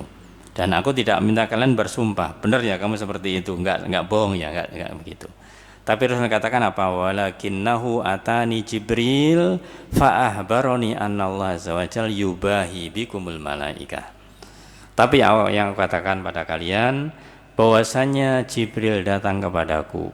Kemudian Jibril mengabariku bahwasanya Allah bangga, ya, Allah membanggakan kalian di hadapan para malaikat karena kalian berzikir di dalam masjid, di antaranya membaca Al-Quran tersebut. Nah, di sini catatannya para jamaah, Ketika seorang itu baca Quran tadi ya atau berzikir, maka yang tidak ada sunahnya itu zikir jama'i, dalam arti yaitu berzikir dipimpin oleh salah satu, yang lainnya itu mengikuti instruksi dari pemimpin ini, dari pemimpin zikir ini. Ini tidak ada contohnya. Mungkin pernah kita dengarkan hadis dari Ibnu Mas'ud ketika yaitu Abu Musa al-Asy'ari itu ada di satu masjid, ada sebuah halaqah ya, yang dia halaqah zikir. Yang pertama ada bahasanya, ketuanya atau pemimpinnya mengatakan sabbihu mi'ata marrah, yaitu bertasbihlah 100 kali sambil kemudian dihitung 100. Kemudian kabbiru mi'ata marrah, takbirlah 100 kali. Abu Musa al-Asy'ari ketika itu melihat bagus juga ya ini ya, tapi beliau nggak berani menghukumi, maka mendatangi namanya Ibnu Mas'ud ini, disampaikanlah hal ini kepada beliau. Ketika sudah disampaikan kepada beliau, kemudian Ibnu Mas'ud marah ya, marah, mana masih ada, ayo kita ke sana, dengan bahasa mudahnya demikian. Setelah kemudian ke sana dapati masih ada majelis itu ya, maka kemudian Ibnu Mas'ud marah kepada majelis ini ya, bahwasanya apakah kalian akan mengadakan hal yang baru? Pada Rasulullah SAW belum lama wafat ya, mengadakan hal yang baru, yaitu dengan apa? Dengan zikir yang dipimpin oleh salah seorang, seorang pemimpin, takbir 100 kali, kemudian baca subhanallah, Allahu akbar, Allahu akbar, subhanallah, subhanallah, dan seterusnya ya. Apa jawabnya pemimpin majelis zikir ini ya? Ma uridu illa bi khair, aku tidak menginginkan kecuali hanya kebaikan. Niatnya bagus sama tidak? Bagus ya, kita ingin kebaikan bersama, daripada di sendiri-sendiri nanti yang satunya ngantuk, yang satunya konsentrasi. Sudah bareng-bareng aja biar enggak ngantuk, kan itu baik ya. Apa jawabnya Ibnu Mas'ud? Kam min muridin lam yusibah, betapa banyak orang yang menginginkan sesuatu dia tidak mendapatkan sesuatu. Artinya meskipun dia itu menginginkan kebaikan, tapi ternyata tidak ada contoh syariat dari Rasulullah SAW, itu tidak ada gunanya. Maka man amila amalan laisa alaihi amruna fahuwa raddun, maka itu tertolak. Nah ini para jamaah, agar kita bisa menempatkan pada tempatnya. Ya memang kadang-kadang kalau orang tidak paham ketika diberikan jawaban, kan ini baik, kan ini sesuatu yang tidak mengganggu dan yang lainnya. Nah ini adalah jawaban-jawaban yang sebenarnya sudah ada kejadiannya di zaman dahulu itu, maka sudah dijawab pula. Tapi baca ikhwah azani semua. Kemudian kita lanjutkan kepada manfaat, faidah ketika seseorang berada di masjid kemudian pelajari Al-Quran, baca Al-Quran di sana. Yang pertama yaitu illa nazalat alaihimul sakinah, melainkan turun kepada mereka yaitu as-sakinah, ketenangan ya, ketenangan kepada mereka. Ada dua kisah disebutkan, dinukil oleh Ustaz Yazid rahimahullah taala di sini, yaitu diriwayatkan dari Bara' bin Azib. Beliau mengatakan seorang membaca surah Al-Kahfi dan di sampingnya terdapat kuda. Ada seorang baca surat Al-Kahfi dan kemudian di sampingnya ada seekor kuda. Ketika dia membaca surat Al-Kahfi, membaca Al-Quran, kemudian ia ditutupi awan. Ini menunjukkan bahwasanya ada di luar. Awan itu berputar-putar dan mendekat ya, awan itu kemudian berputar dan mendekat. Jadi pelan-pelan kemudian awan itu mendekati, yaitu seorang yang baca Al-Quran ini, hingga kuda orang itu lari dari awan tersebut. Ya mungkin hewan karena merasa ada gerakan-gerakan yang asing itu kemudian dia lari. Maka kemudian orang ini keesokan harinya orang tersebut menghadap Rasulullah SAW menyampaikan kejadian tersebut ya. Apa jawab Rasulullah SAW? Beliau mengatakan tilkas sakinah tatanazzalat lil Quran, itulah ketenangan yang turun bagi Al-Quran. Jadi kalau orang membaca Al-Quran maka dia akan merasa tenang, Nah ini pertanyaan pada diri kita para jamaah, ketika kita itu membaca Al-Quran sudah merasakan ketenangan ataukah belum, atau sebaliknya, atau sebaliknya ketika membaca Quran ya sekedar baca tapi yang kepikiran kita itu masih pikir ini mikir itu, sehingga bacaannya kadang salah-salah, ya berarti tidak tidak konsentrasi. Seharusnya ketika seorang benar membaca Al-Quran, maka itu dia merasakan ketenangan, merasakan ketenangan dalam arti bahwasanya dia sementara waktu tidak memikirkan apa yang menjadi kesibukannya, konsentrasi terhadap membaca Al-Quran ini. Sampai dikatakan ini ketika dia konsentrasi, tenang, sehingga ditutupi oleh awan. Kisah yang kedua disebutkan dari riwayat Abu Sa'id Al-Khudri, bahwasanya suatu malam Usaid bin Khudair membaca Al-Quran di tempat pengeringan kurma miliknya. Beliau membaca Quran di tempat pengeringan kurma, berarti kan juga di luar, tidak di masjid maksudnya. Tiba-tiba kudanya melompat, kudanya yang sampingnya itu melompat. Dia berhenti. Kemudian setelah berhenti kudanya melompat itu, dia membaca Quran lagi. Kudanya melompat lagi sampai 3 kali. Beliau kemudian khawatir jangan-jangan nanti kudanya malah dikatakan sini itu khawatir kudanya nanti menginjak anaknya namanya Yahya. Maka aku kemudian mendekat kepada kuda tersebut. Ternyata ada seperti naungan di atas kepalaku. Ada seperti naungan di atas kepalaku. Di naungan itu ada lampu-lampu yang naik ke udara hingga aku tidak melihatnya. Jadi asalnya nggak konsentrasi apa yang di atasnya. Ketika mendekati kudanya ternyata ada semacam naungan, yaitu berupa semacam lampu-lampu, cahaya-cahaya sampai ke langit. Keesokan harinya ia menghadap Rasulullah SAW dan menceritakan tersebut. Apa jawabnya Rasulullah SAW? Tilkal malaikah. Yang ada di atasmu tadi itu seperti cahaya adalah malaikah. Kanat tastami'u lak. Para malaikat mendengarkan bacaanmu. Walau qara'ta, kalau sekiranya kamu baca terus, la asbahat, sampai pagi, ya rohan nasu matastatiru minhum. Kamu baca kalau terus sampai pagi, maka malaikat itu akan bisa dilihat manusia keesokan harinya. Ini hadisnya adalah hadis yang sahih riwayat Bukhari dan Muslim. Ya lihwa azanikullah. Catatan di sini para jamaah. Ketika ada seorang baca Al-Quran, kemudian tadi dinaungi awan, kemudian ada cahaya-cahaya, ingat, tidaklah kemudian mereka menyimpulkan dari kejadian itu tentang amalan yang dia lakukan, tapi ditanyakan kepada Rasulullah SAW, yang artinya mereka asalnya tidak tahu ini apa, kenapa kok ada ini. Ketika sudah tanya kepada Rasulullah SAW, diberitahulah oleh Rasulullah SAW, sehingga yang menetapkan bahwasanya awan itu adalah sebagai keutamaan yang menunjukkan ketenangan, juga kemudian cahaya-cahaya adalah para malaikat. Siapa yang tahu? Rasulullah SAW, tentunya firman dari Allah, wahyu dari Allah Ta'ala, bukan ketetapan sendiri. Nah, kadang ini disalah pahami dalil ini. Ketika sudah mendengarkan dalil demikian, terus ada orang itu kemudian dia membaca sesuatu, kemudian di atasnya ada cahaya. Waduh, Masya Allah, malaikat ada di atasnya. Nah, ya itu seakan-akan digambarkan demikian. Jadi menyimpulkan sendiri. Ya belum tentu juga. Ya itu kadang-kadang memang misalkan orang itu melakukan aktivitas yang tidak benar, bisa juga dia mengeluarkan cahaya, mungkin dibantu oleh jin dan yang lainnya bisa jadi. Maka ini titik pentingnya adalah karena ditanyakan kepada Rasulullah SAW, sehingga Rasul yang menetapkan akan hal tersebut. Berikutnya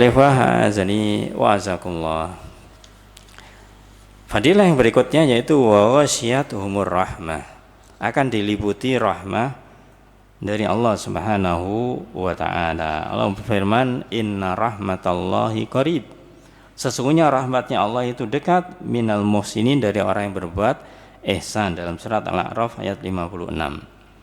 Jadi rahmatnya Allah itu dekat kepada siapa? Orang yang muhsin, orang yang berbuat kebaikan. Apa saja? Ya apa saja, termasuk diantaranya dengan membaca Al-Quran. Maka mudah. Ya, Allah itu dekat kepada mereka, artinya Allah memberikan rahmat kasih sayangnya. Yang ketiga adalah bahwa hafathumul malaikah, dan malaikat mengelilinginya. Jadi dikelilingi oleh para malaikat. Adapun yang keempat, wa dzakarahumullah fi man indah, dan Allah menyebut mereka di hadapan makhluk yang ada di sisinya, itu para malaikat. Maka disebutkan di dalam hadis qudsi, Rasul bersabda, Allah berfirman, ana inda dzanni abdi bi, aku ini sesuai dengan persangkaan hambaku. Nah, ini sering-sering kita ingatkan para jamaah, kita ini ketika memiliki sesuatu yang dikaitkan dengan Allah Ta'ala, maka Allah sesuai dengan ke persangkaan kita. Kalau kita menyangka baik akan baik, kalau kita menyangka buruk akan buruk. Ya, ana inda dzanni abdi bi, bahwasanya aku menurut dugaan hambaku, persangkaan hambaku. Wa ana ma'ahu hina yadhkuruni, aku bersama dia, bersama hambaku ketika dia mengingatku, ya, ketika mengingatku. Fa in dzakaroni fi nafsihi, kalau hamba itu dia mengingatku di dalam dirinya sendirian. Dzakartu fi nafsi, akan mengingatku juga di dalam diriku, di dalam diri Allah Subhanahu wa taala. Wa in dzakaroni fi malain, kalau dia mengingat tidak sendiri tapi dalam satu kelompok orang, beberapa orang.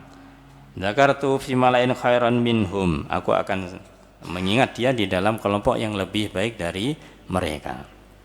Maka ini menyebutkan para jamaah bahwasanya orang-orang yang dimaksud dengan khairan minhum, yaitu lebih baik dari mereka, adalah di kelompoknya para malaikat. Ayyuhal ikhwah azani wa azakumullah. Maka keempat hal tersebut itu diperuntukkan kepada orang yang dia berada di masjid dan membaca Al-Quran dan mempelajari Al-Quran juga secara umum berzikir kepada Allah Ta'ala. Dalam lafaz yang lainnya Rasul bersabda, la yaqudu qaumun, tidaklah suatu kaum itu duduk-duduk, yadhkurunallaha azza wa jalla, berzikir kepada Allah Ta'ala, illa haffat malaikah, melainkan malaikat akan mengelilinginya, wa ghasyat rahmah, dan akan diliputi rahmatnya Allah, wa nazalat alimus sakinah, dan turun kepada mereka ketenangan, wa dzakarahumullah fi man indah, dan Allah menyebutkan mereka di sisi para makhluknya, yaitu di sisi para malaikat. Ayyuhal ikhwah azani wa azakumullah.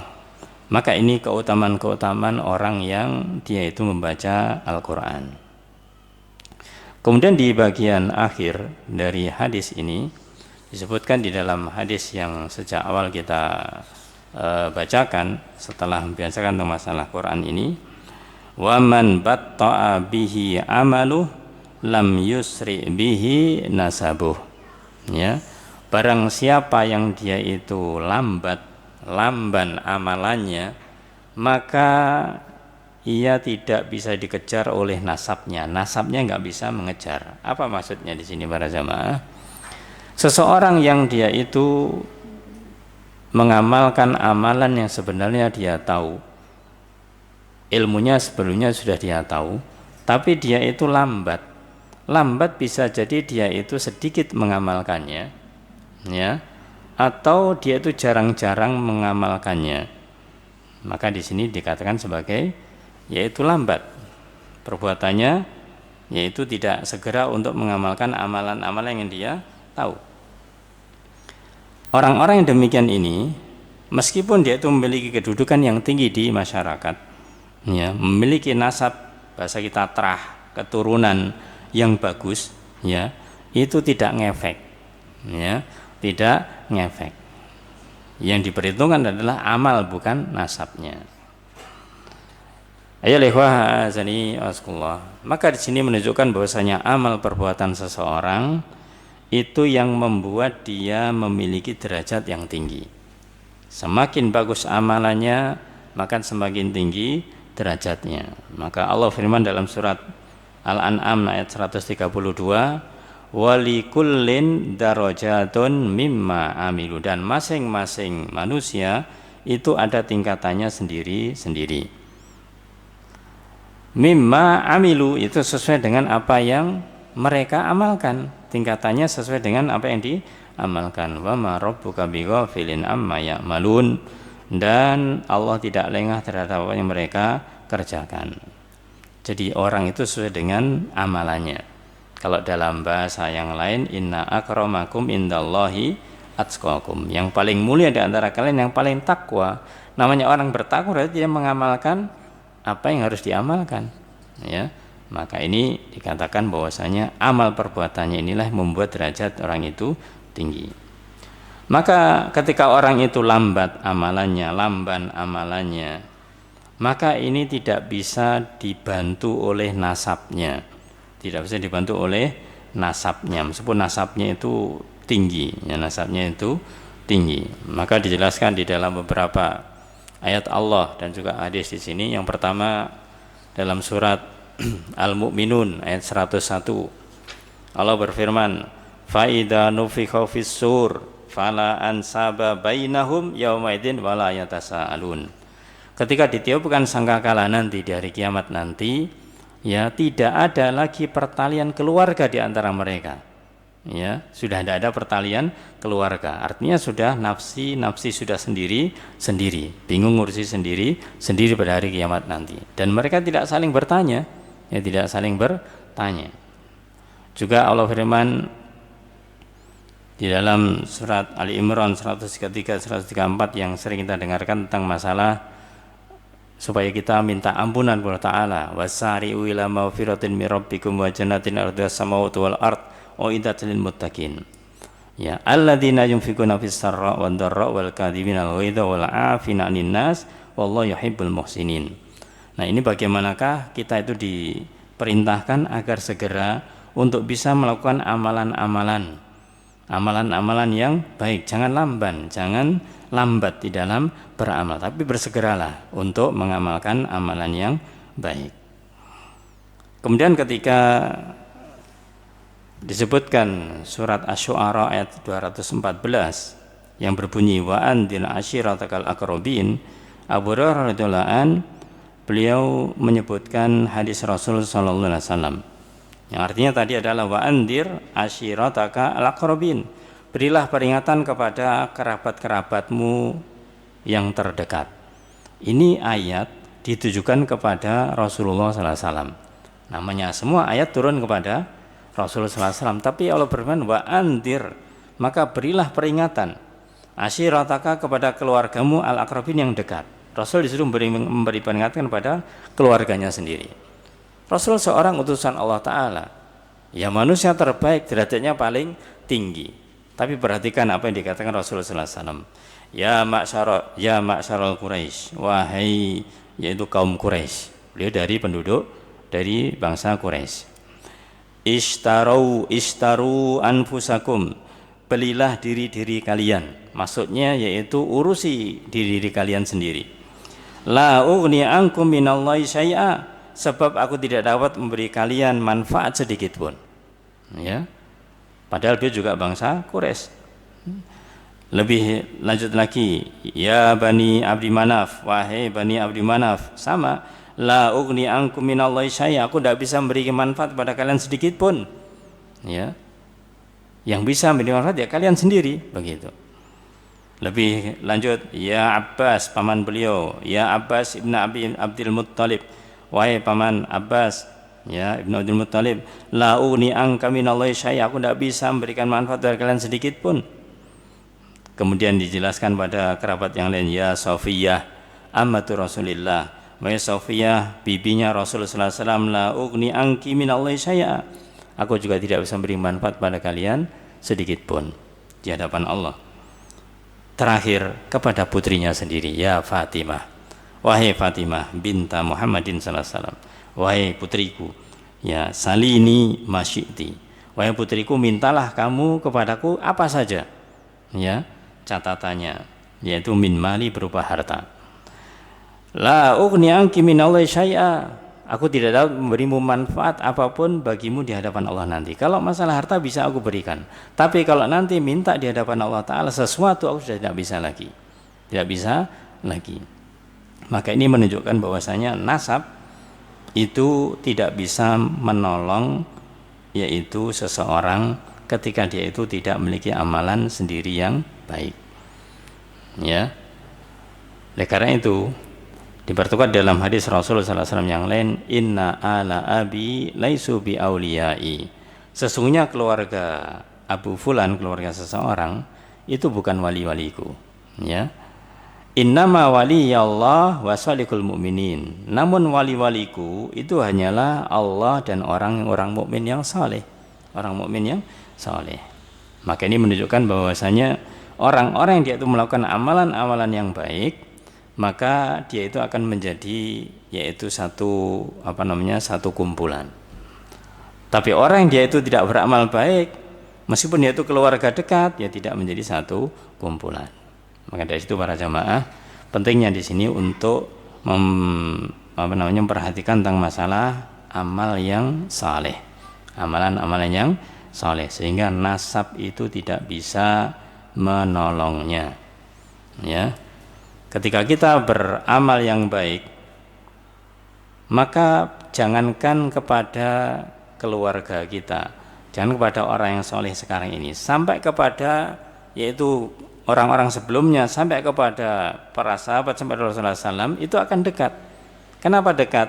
Ya karena amalan solehnya sama, amalannya adalah sama, meskipun tidak ada bahasanya, tidak ada hubungan kekeluargaan. Tapi sebaliknya, meskipun ada hubungan keluargaan, tapi kalau amalannya yang ini bagus, yang ini tidak, ya tidak membuat dia dekat, karena amalannya tidak baik yang satunya. Ayo lehwah azani wa azakullah. Terakhir, yaitu ada seorang penyair yang mengatakan tentang masalah nasab ini, yaitu dikatakan la'amruka mal insanu illa bidini. Pokoknya sungguh aku bersumpah kepadamu bahwa manusia itu sejatinya dengan agamanya. Ya, manusia itu tergantung dari agamanya. Fala tatrukit taqwa ittikalan 'alan nasab. Jangan kau tinggalkan takwa karena bersandar kepada nasab. Jangan kamu tinggalkan amalan karena merasa nasabnya tinggi, nasabnya baik.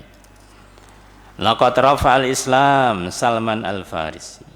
Bahwasanya Islam telah mengangkat derajatnya Salman Al-Farisi yang sebelumnya bukan muslim. Ya. Sebelumnya bukan muslim, tapi karena masuk Islam dan amalannya bagus, maka Islam mengangkatnya, derajatnya tinggi. Sebaliknya waqad wadu asyirk an-nasiba Abu Lahab. Dan sebaliknya, yaitu dan Islam ini perbuatan syirik itu merendahkan seseorang walaupun dia itu nasabnya tinggi, yaitu seperti Abu Lahab. Siapa Abu Lahab? Pamannya Rasul sallallahu alaihi wasallam, dekat dengan Rasulullah SAW, tapi dia karena melakukan perbuatan syirik maka rendah, maka dia jatuh, meskipun itu adalah pamannya Rasulullah sallallahu alaihi wasallam. Sehingga di sini para jamaah, maka yang namanya nasab ini tidak bisa menolong orang-orang yang mereka perbuatannya, amalannya itu buruk, kemudian dengan nasabnya bisa jadi tinggi. Oleh karena itu kita jangan membanggakan yang namanya nasab. Ya, yang penting adalah ketakwaan, amal soleh kita semuanya. Wallahu a'lamu bishawab. Semoga Allah Ta'ala mudahkan kita untuk senantiasa kita itu berusaha beramal saleh. Kita senantiasa belajar ilmu yang dengan mempelajari ilmu kita bisa beramal soleh tersebut. Tanpa kita belajar ilmu, kita tidak punya pemahaman, tidak bisa beramal yang soleh, tidak hanya bisa mengandalkan kekeluargaan atau nasab saja. Semoga Allah Ta'ala mudahkan kita untuk senantiasa istiqomah di jalannya. Amin ya rabbal alamin. Wallahu a'lam bishawab. Padahal kalau ada pertanyaan. Ada pertanyaan Ustaz dari jamaah, jika kajian yang diadakan di rumah-rumah atau gedung-gedung, apakah berarti tidak mendapat rahmat dan doa dari malaikat? Nah, ada pertanyaan seperti itu. Jika kajiannya di luar masjid, maka sebagaimana di dalam hadis ini hadisnya sharih, hadisnya itu jelas, yaitu fi baitin min buyutillah, ya, yaitu di rumah, salah satu rumah di antara rumahnya yaitu di masjid. Adapun selain itu maka tidak ada fadilah, tidak ada keutamaan yang mirip dengan ini, Mungkin fadilah yang lainnya ada, keutamaan yang lainnya ada, tapi untuk yang fadilah yang sesuai dengan poin ini, yaitu 4 fadilah yang utama tadi itu, ini adalah kegiatan-kegiatan yang diadakan di masjid. Adapun di luar masjid maka ada fadilahnya, tapi fadilahnya tidak semacam yang disebutkan di dalam hadis ini. Wallahu a'lam bishawab. Pertanyaan berikutnya, Ustadz, sejauh apa kita harus berikhtiar untuk mencari nafkah yang mana seringkali itu membuat kita jauh dari majelis ilmu? Berikhtiar untuk mencari nafkah yang mengakibatkan kita itu jauh dari majelis ilmu, ini sebenarnya manajemen waktu, yang terkait dengan manajemen waktu kita. Ingatlah bahwasanya ketika kita itu mengutamakan Allah dan Rasulnya, Allah akan mudahkan kita, Allah akan mudahkan jalan kita. Namun kalau kita kemudian memisah, ya, bahwasanya karena kita ini sedang harus mencari nafkah, ya, harus menghidupi keluarga kita. Pertanyaannya, ketika kita mencari nafkah itu tujuannya apa? Supaya dapat rezeki. Rezeki itu dari siapa? Ya, dari Allah, ya. Maka kenapa kita dengan alasan mencari nafkah kemudian mengorbankan, yaitu kedekatan kita, amalan kita yang itu kepada zat yang memberi rezeki, Allah Ta'ala? Maka jawabannya, sejauh mana kita mencari nafkah, maka sejauh yang kita mampu, yang kita bisa, dan kita tidak melalaikan kewajiban diri kita sendiri untuk belajar, juga tidak melalaikan tentunya kewajiban kita kepada keluarga kita. Yakinlah bahwasanya rezeki di tangan Allah Ta'ala. Yang jelas yang diperintahkan kepada kita adalah berusaha, ya, berusaha, tapi tetap kita harus bisa memanage waktu kita untuk mencari ilmu dalam rangka mendekatkan diri kepada Allah Ta'ala. Termasuk di dalam masalah mencari nafkah itu ada celah bagi kita untuk mencari ilmu, ya, karena memang namanya al-ilmu qabla al-qauli wal amal. Ilmu itu sebelum ucapan dan perbuatan. Maka kalau mencari nafkah harus punya ilmunya. Artinya mau kerja ini, mau bisnis ini, ya harus cari ilmu tentang itu dulu, ya. Supaya apa? Supaya kita itu pas, supaya kita itu benar di dalam mencari ilmu tersebut. Adapun kondisinya kalau seperti yang ditanyakan tadi, orang dengan beralasan karena harus mencari nafkah sehingga dia itu terlalaikan dari majelis ilmu, ini hanya kurang pandai di dalam mengatur waktunya. Yang kurang pandai di dalam mengatur waktunya, insya Allah selama dia itu punya niatan yang kuat, tetap ya berusaha semisal mungkin masih bisa menuntut ilmu tadi. Kalau memang tidak bisa secara hissi, secara hakikat jalan menuju majelis ilmu, ya secara maknawi. Ya secara maknawi berarti apa? Ya belajar sendiri. Ya belajar sendiri artinya itu kita mendengarkan ceramah atau mungkin kita membaca buku. Itu juga tetap namanya thalabul ilm, ya. Wallahu a'lam bishawab. Pertanyaan berikutnya, Ustadz, saya ingin agar anak perempuan saya mengambil kuliah jurusan syar'i agar tempat wanita adalah di rumah, tidak bekerja keluar. Tapi anak saya ingin mengambil jurusan umum. Bagaimana saya seharusnya? Itulah para jamaah, kadang-kadang keinginan orang tua dengan keinginan anak itu berbeda. Yang menjadi permasalahan apa? Komunikasi. Komunikasi bisa jadi itu tidak dilakukan sejak awal. Tidak dilakukan sejak awal, artinya dilakukan sejak dini. Misalkan ketika anak usia SD begitu, ya. Seharusnya namanya orang tua ini senantiasa berkomunikasi dengan anaknya itu sejak usia dini anak ini. Dan tugasnya orang tua memang mengarahkan. Jadi kalau pengen anaknya supaya dia itu kuliah di jurusan agama, ternyata anaknya pengen umum, ini terputusnya di mana? Terputusnya itu di mana? Orang tuanya mungkin baru menyampaikan ketika anaknya mau kuliah, ketika sudah SMA kelas 3 misalkan. Ketika sejak SMP itu tidak pernah dikomunikasikan, diarahkan, nak nanti kamu kalau belajar ini. Maksudnya mindsetnya anak ini supaya dia tahu keinginannya orang tuanya ini dan itu manfaat. Yang sering terjadi seperti itu. Jadi kesalahan bukan di akhir, kesalahan di awal. Kesalahan itu di awal. Sehingga kalau sudah demikian harus bahasanya dikomunikasikan lagi sama anaknya ini. Ya, bagaimanakah supaya ada jalan terbaik, ada jalan yang terbaik. Karena kalau misalkan saling mempertahankan keinginannya, orang tua pengen pokoknya kamu kalau kuliah harus di jurusan agama, anaknya mengatakan tidak mau di jurusan agama.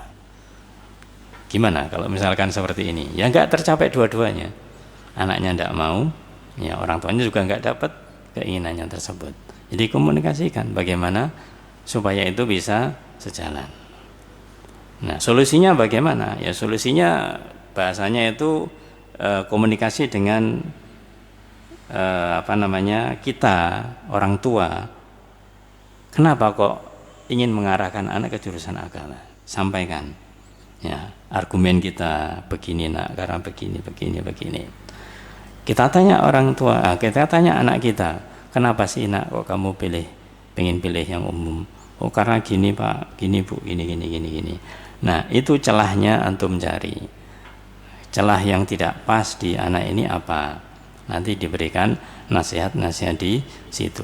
Intinya jangan langsung mengatakan jangan, ya karena kalau namanya anak apalagi zaman sekarang, kalau dia itu punya keinginan, itu hampir keinginan itu bukan murni dari dirinya sendiri. Artinya dia itu sudah punya keinginan itu, entah dia itu niru temannya, ya dia itu diberi motivasi gurunya, ya dia itu misalkan lihat di Facebook atau di medsos dan yang lainnya, itu biasanya mempengaruhi dia. Dan ketika itu aktivitasnya lebih sering daripada orang tua. Ibarat kita ambil misalkan ya di gurunya. Contoh seorang anak ini, dia ketika sekolah umumnya katakanlah SMP umum, SMA umum, otomatis ketemu dengan guru-guru umum. Tidak salah gurunya kalau ketika anaknya ini pandai diarahkan, nanti kalau kamu SMA ambil jurusan ini, kalau sudah SMA selesai kamu nanti kuliah di sini. Gurunya tidak salah, ya karena memang di jurusan umum. Ini di jurusan umum. Ya dia mindsetnya jadi akhirnya seperti itu. Nah ketika orang tuanya kemudian baru masuk ketika mau lulus sekolah, jangan di umum, di agama saja, ya nggak match, nggak ketemu akhirnya kan begitu. Nah inilah para jamaah. Jadi jawabannya adalah dikomunikasikan dengan baik-baik, kemudian ditanya anaknya dengan baik-baik, ya diberitahu tentang ya bahasanya maslahat dan madorotnya. Semoga nanti dimudahkan Allah Ta'ala jalan yang terbaik. Wallahu a'lam bishawab. Baik, silakan dari ruangan barangkali ada yang bertanya. Monggo kalau ada. Sudah jam 9. Ya nggak apa-apa kalau tidak ada kita cukupkan insyaallah. Tidak ada Ustaz. Sudah ya? Oke, cukup Ustaz. Ya, alhamdulillah. Baik ayolah azanikullah, kita cukupkan kajian kita. Semoga Allah Ta'ala mudahkan kita untuk senantiasa berusaha istiqomah di jalannya, khususnya dalam talabul ilm, dalam mencari ilmu, sehingga kita itu betul-betul dimudahkan Allah Ta'ala untuk bisa meniti jalan menuju surganya Allah Subhanahu wa Ta'ala. Amin ya rabbal alamin. Kita akhiri dengan kafaratul majlis. Subhanakallahumma bihamdika asyhadu an la ilaha illa anta astaghfiruka wa atubu ilaik. Assalamualaikum warahmatullahi wabarakatuh.